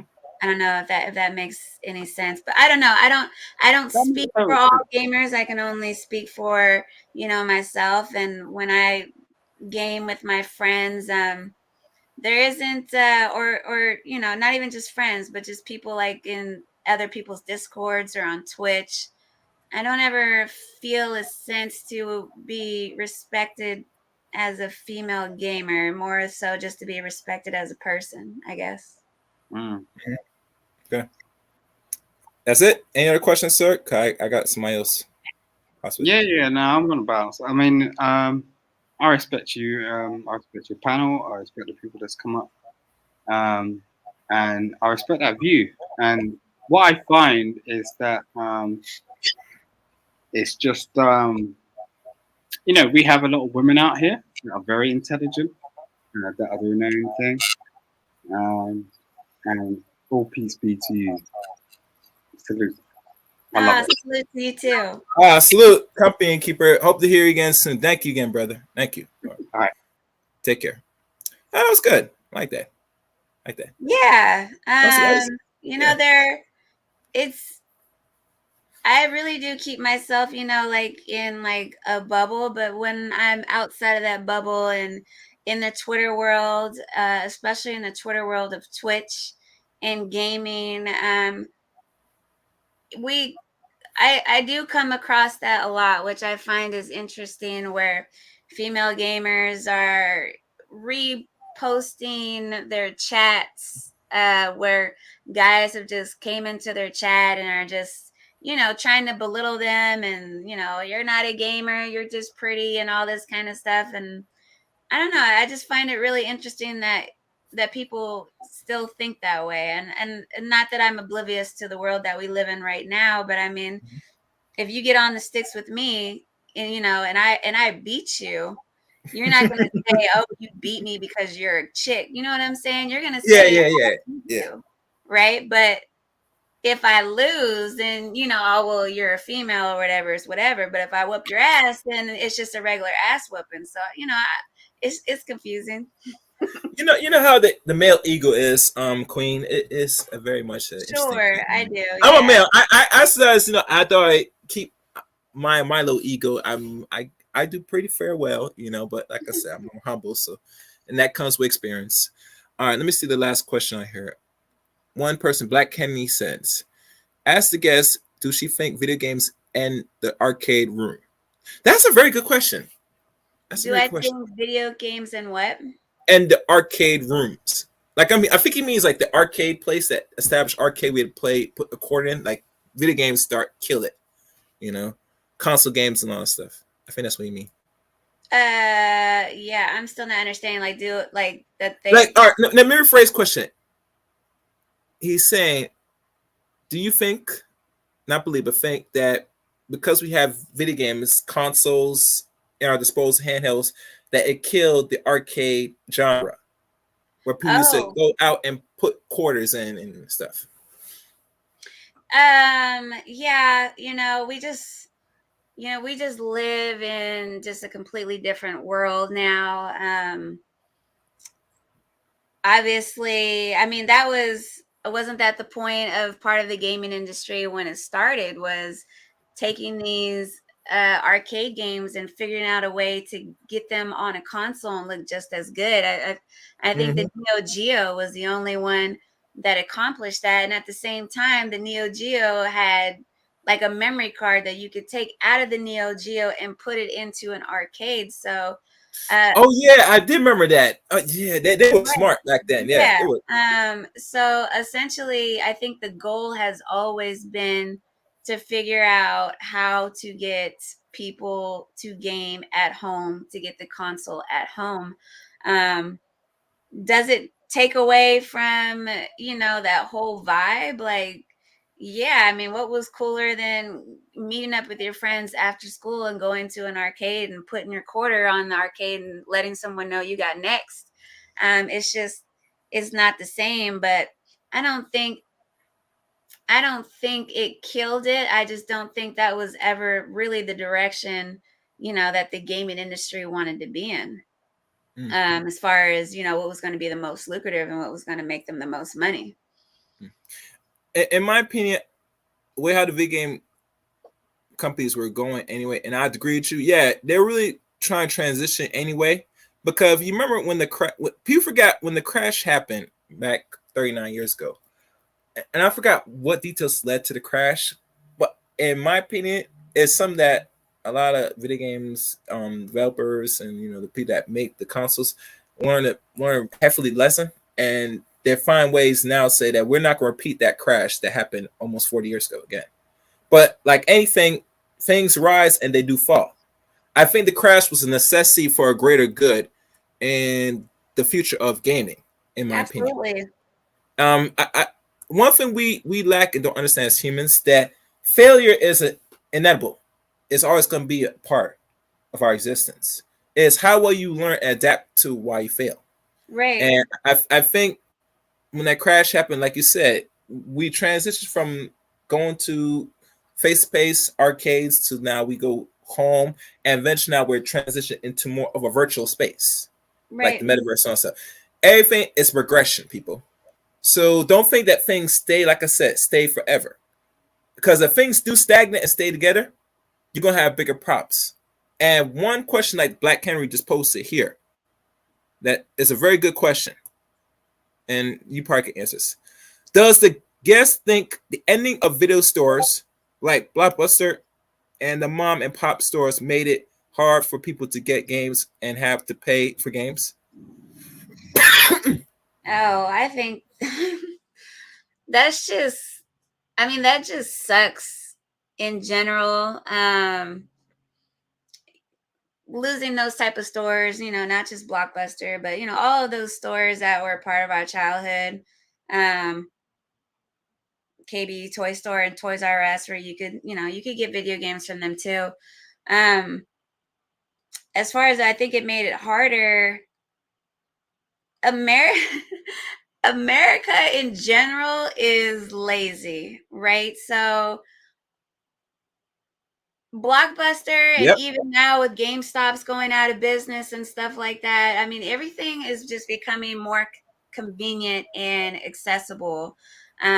So yeah, I mean, they can't compete with going to the Nintendo eShop and downloading the game, or going in the Microsoft store and just downloading the game, not having to leave your house, saving space if you're not into, cartridges and stuff like that. So, the mom and pop stuff, the Blockbusters, they can't compete with Netflix. They can't compete with Hulu. They can't they can't compete with just having access right there.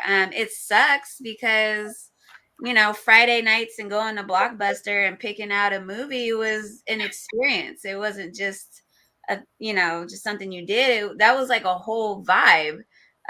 Taking your date and going to Blockbuster, or for me, it was going with my mom, and my mom would pick out a movie, and me and my brother would each get to pick out a video game. I mean, those type of memories and those type of times. I mean, it was.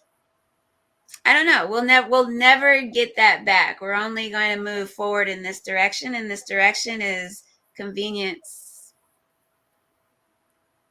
Yeah, and convenience can be a good and bad thing how you approach it. Like I said, and one thing, I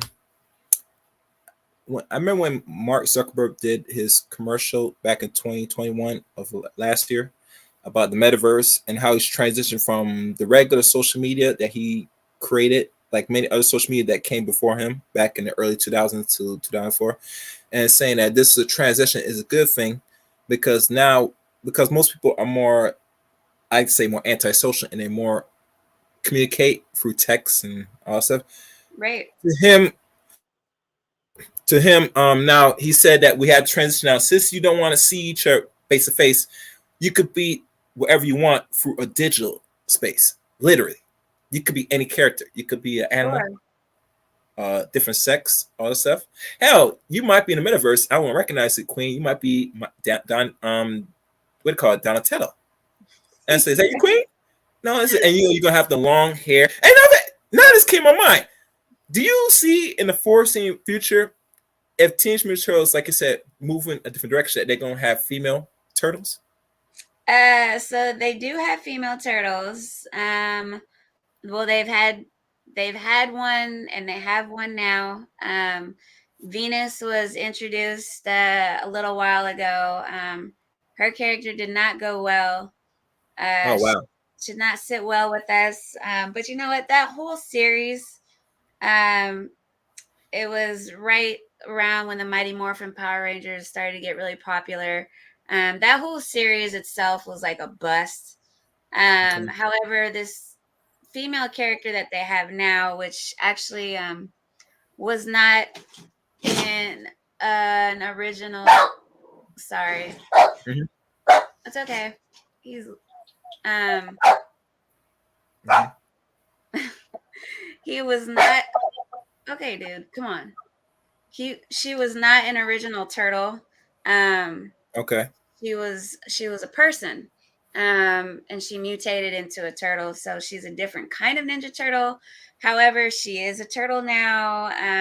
She is a ninja. Her name is Jenica, and she's pretty badass. So she is a female character that is favored by the Ninja Turtle community. And now, are they going to have more female characters?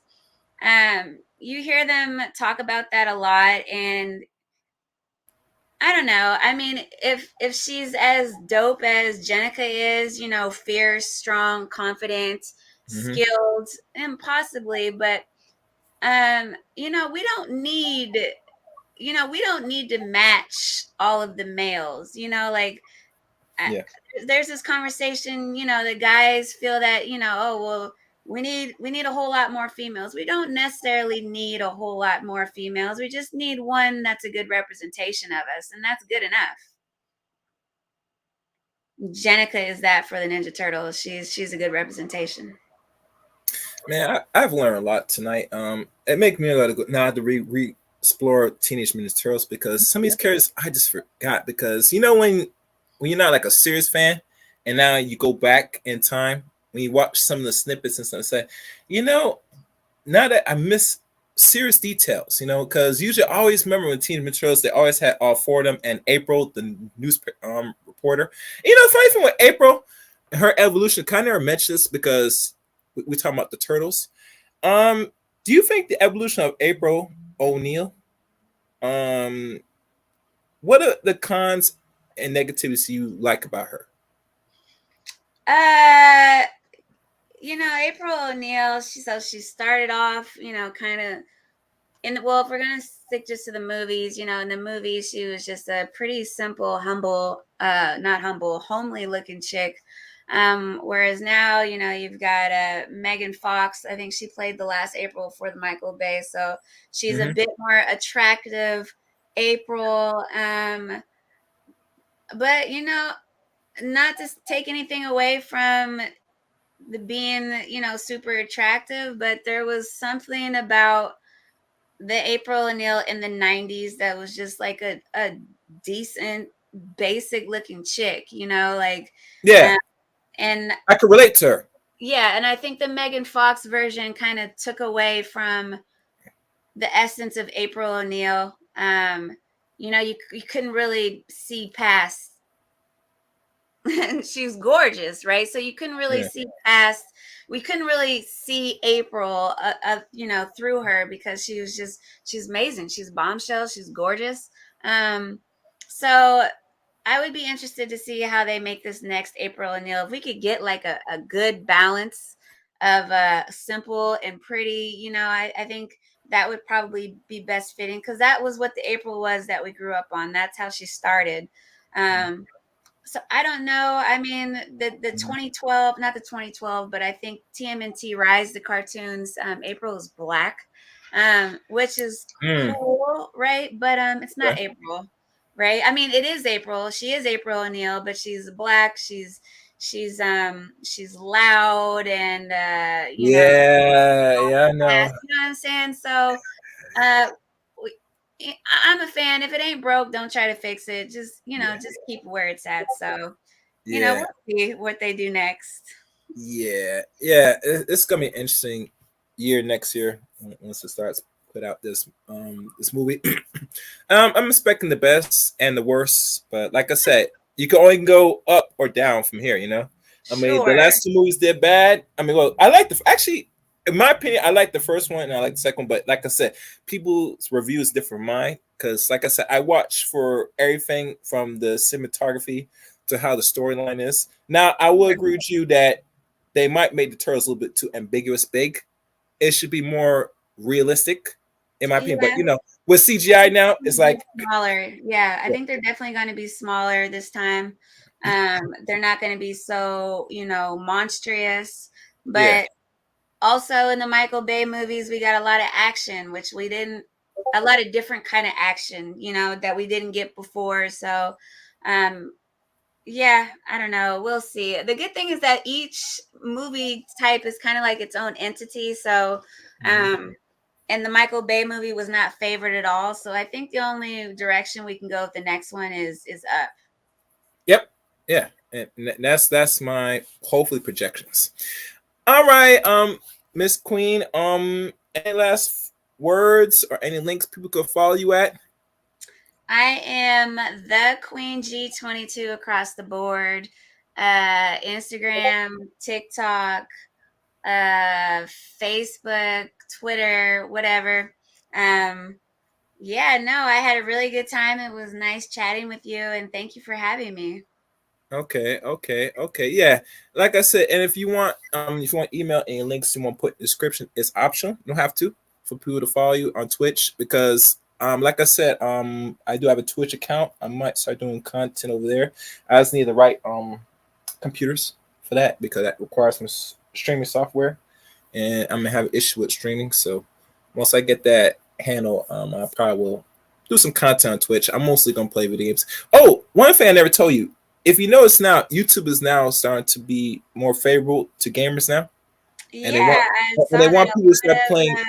Yeah. people have left Twitch and are, you know, gaming on YouTube. There's a lot of politics involved Hmm. with the money and how Twitch pays out, and they definitely lost a lot of black gamers a little while ago. Wow, There did was not know that. constant hate raids that were happening on Twitch. Pretty much, if you were streaming and you tagged your stream that you were Black or African American, you were targeted by a hate raid. And it took Twitch um, I'm not for sure, but I want to say at least a month for them to figure out a way to make Black streamers feel safer.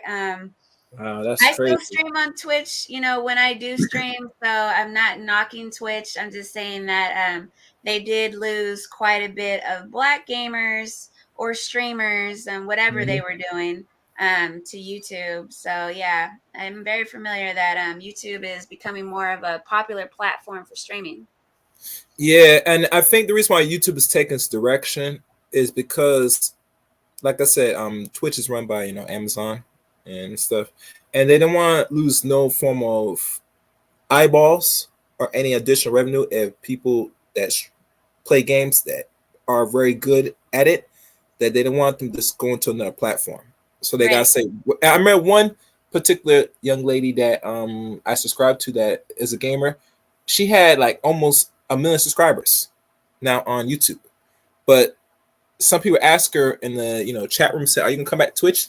And she give that sign, "I don't know about Twitch, but I'm going back to Twitch." And I'm thinking, like you told me, it's a money issue. And let's be honest, if most of your audience is a different ethnicity and you're having people attacking them, that's bad for business. Because let's be honest, when we on these things, Queen, we make things rock. We make it innovative. I don't care what anybody said. If Black people were not on any of these platforms, I'm telling you right now, it'd be boring right now, personally. If you've been on Clubhouse, let me tell you something. Don't go on Clubhouse. This is Chaos recommendation. It's a lot of buffoonery and nonsense on Clubhouse. I listen to Clubhouse for a year now. I tell you right now, you'll get gray hairs on the content people do on Clubhouse. You don't want that in your life. Trust me. Trust me. You know what I'm saying? But like I said, my eyes and earballs are all in all social media for a reason, because I gotta know what's going on. I gotta keep up because I do content. I gotta hear things and do the content as is. So that's just a little friendly advice. But thanks for the heads up, because like I said, I don't want to come across that junk. I'm not saying I'm afraid not to do content on Twitch, but I will do it still. That's why they lost a lot of people, but Twitch has definitely implemented a lot of security things. So it's not what it was. It was a learning experience for Twitch. So yeah, feel comfortable going back there and make sure that you just take full advantage of the security options that they implemented and recommend you to use, because they help. And it's these hate raid bots they're vicious. It's really bad, and they're hard to stop once they hit. So yeah, I would still do it. And they're not doing it as much now because Twitch has implemented a way to stop them. Yeah, that's good. That's good. All right. We're going to probably do this again soon with any other topic and stuff. So, like I said, I got emailed, we'll keep in touch. Yeah, I'm just going to lower you down for a second so I can close the show. All right. I'm just going to lower you down. Okay. This is the Queen G22, everybody. And I'd like to thank everybody for listening to today's broadcast. And like always, Chaos Ray likes to hear from you personally. Leave a comment. Give me a good or negative comment. Doesn't matter to me. Leave a comment to this broadcast. Also, please, and like I always advise, follow me on Twitter at ChaosRain7. And also add Eric Rain on Facebook. Yes, Chaos Rain has a Facebook page. Yes, I do. Eric Rain is where you can find me on Facebook. Also, join the Discord service of Chaos Rain channel. All those links are in the About section on the Chaos Rain channel. And I think that's pretty much it. Be on the lookout for some more content, people. I have some things lined up, and trust me, you're going to like it. You're just going to like it. But other than that, thank you for listening to today's broadcast. And until next time, Chaos Rain.